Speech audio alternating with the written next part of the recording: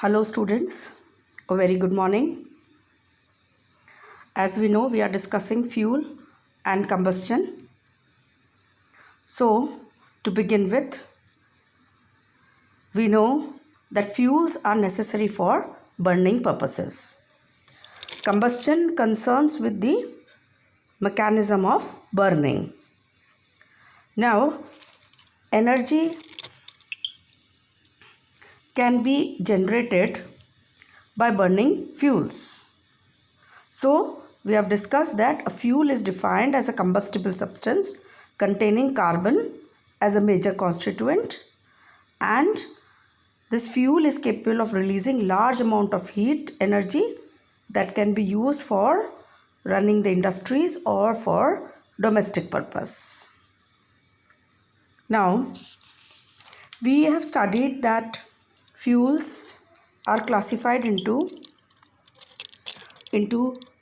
three categories on the basis of their state of aggregation, that is solid, liquid and gaseous fuels, as well as we further classified them on the basis of origin into two, that is primary fuels and that is of natural origin, and second is the secondary fuels or derived fuels. Now all our needs cannot be fulfilled by the fuels obtained from natural origin, therefore we have to depend on secondary fuels. But we know that when we go for purchasing the fuels, there is difference in the prices or cost of the fuels. Why is it so? Firstly, we can say that the use or purpose of one fuel cannot be fulfilled by other. It means, like, if a kerosene is required for some work or some purpose, this cannot be fulfilled by petrol or diesel. Similarly, for petrol and diesel, when they are used, this cannot be fulfilled by kerosene. Likewise, where coal is required, we don't require coke then, because coke has different properties from coal. And where coke is required, so we cannot depend on coal, because coke is having more strength, more carbonaceous material, so it is used in metallurgical purposes. So that properties, industrial use properties or requirement cannot be fulfilled by using coal. So the properties differ, as well as depending on their availability as well as accessibility or requirement in the market, the cost of these fuels vary. Some are very highly costly, some are little bit cheaper, some are easily available, and some we do not get easily available, like they are under government control. We can obtain only through rationing. So we today discuss about the characteristics of a good fuel. So first we start with a good fuel has high calorific value. Now what is calorific value? The amount of heat liberated and the temperature attained. Like, we require the temperature for performing any work or for running the industry. For specific need, we require to reach that temperature. So the amount of heat liberated and temperature attained depends upon calorific value of a fuel. All the different types of fuel do not give or do not provide equal calorific value. It varies from fuel to fuel.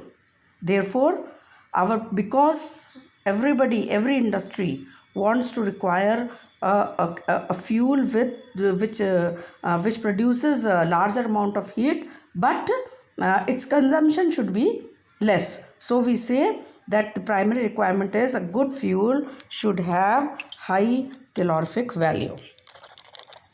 Now second is, a good fuel should have moderate ignition temperature. So first discuss what is ignition temperature. Ignition temperature is the lowest temperature at which the fuel is preheated, so that after that it starts burning smoothly. Now, low ignition temperature is dangerous because it may quickly cause fire accidents. It may catch fire and so on. Storage also becomes very difficult. As well as high ignition temperature again causes difficulty because it will cause difficulty in igniting it, and lot of time and energy will be wasted. So a good fuel should neither have low ignition temperature nor high ignition temperature, but it should have a moderate ignition temperature. Now the next property is a good fuel should have low moisture content. The moisture of the fuel, if it is present, reduces the calorific value and makes loss of money. Therefore, a good fuel should have low moisture content. Because if moisture is there, it will again cause difficulty in burning or combustion, and lot of fuel will be wasted. Next property is a good fuel should have low ash content. Here we can say that the non-combustible matters, which are generally ash and clinkers, so they reduce the heating value or the calorific value. So if a fuel produces more of ash, that means it will generate very little calorific value. So a good fuel should be able to produce only very little or less ash, and we have observed like the percent of non-combustible matter means heat loss. There is heat loss of about 1.5 to 2%. Therefore, a fuel should have low concentration of non-combustible matter. Next point is a good fuel should have moderate velocity of combustion. Velocity means the speed with which the fuel burns. Now, if the velocity of combustion is very low, then the required high temperature is impossible. It is not possible to attain the high temperature because the fuel will not burn. It will burn with a very low speed, and part of heat liberated may get radiated, may get wasted instead of increasing the temperature. So, and if the velocity is very high, on the other hand, if the velocity is high, then the it will be like difficult to obtain the target because the fuel will quickly get over. It will get burned and finished, and the high temperature will not be possible to attain. Therefore, a good fuel should neither have less velocity of combustion nor the velocity should be high, but it should have a moderate velocity of combustion.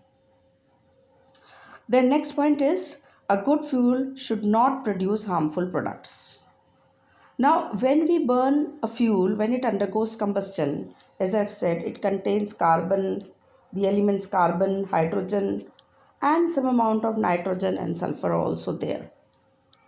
The carbon present in fuel reacts with oxygen to form carbon dioxide. If the supply of oxygen is less, then it will form carbon monoxide. Both are gaseous products. Hydrogen present in fuel, because fuels are hydrocarbons. So hydrogen will combine with oxygen to form H2O. If sulfur and sulfur is present, it will combine with oxygen to form SO2. The sulfur may also react with hydrogen to form hydrogen of the fuel to form hydrogen sulfide. If phosphorus present, it may form PH3, that is phosphine. Nitrogen will form nitrogen oxides. So the gaseous products of combustion like carbon monoxide, carbon dioxide, sulfur dioxide, phosphine, PH3, hydrogen sulfide, they pollute, they escape out to the environment, to the atmosphere surrounding us, and they pollute the environment. We are forced to breathe such harmful gases.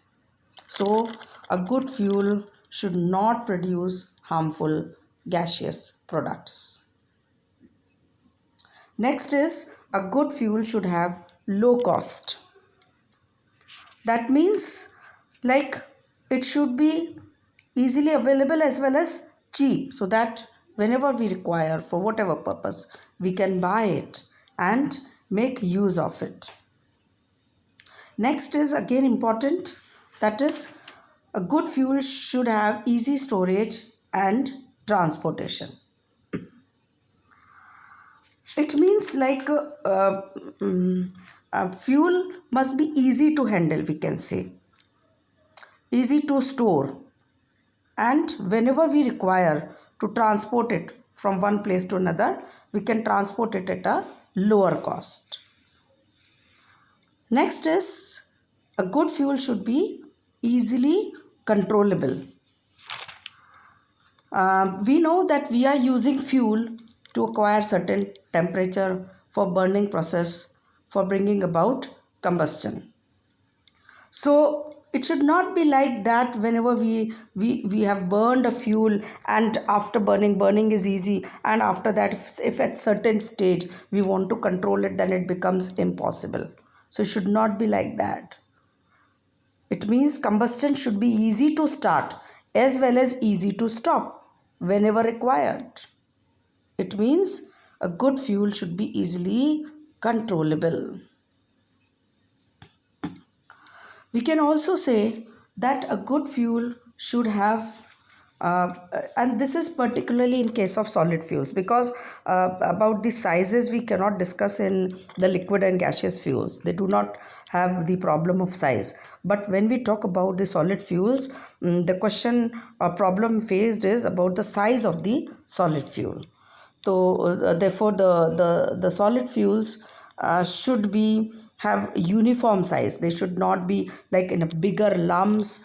Then it will be not possible for transportation also, and also it causes difficulty in catching fire or burning or combustion. And if the size of the fuel, solid fuel, is also too little, like in powdered form, then also the purposes of combustion and attaining the temperature and heat energy is cannot be fulfilled.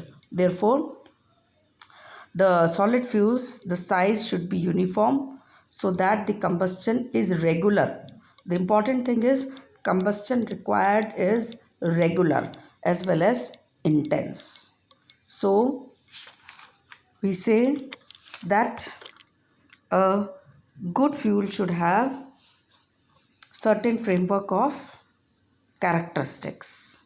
Only then we can make good use of fuels and can easily control them, control the combustion or burning process, as well as while using or making use of fuels in running industries and for domestic purpose, we have to keep this in mind, that we have to not spoil the environment. That is, whatever we do, whatever activity carried out should be done keeping in mind that the environment is not polluted. So a good fuel is that which does not produce, it is not possible, it will, fuels they definitely they pollute the environment, but we should try to reduce the pollutants produced by the burning of or the combustion of fuels. Therefore,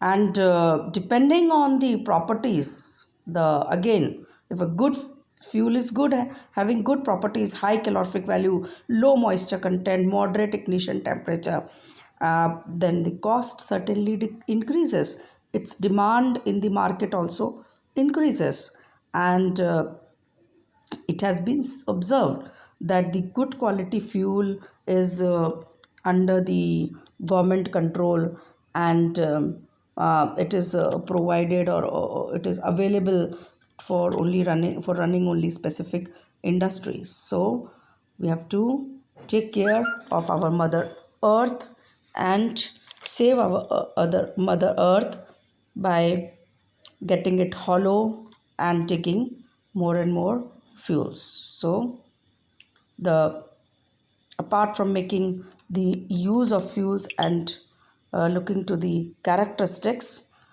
we should keep this in mind that fuels are difficult to acquire. Thank you.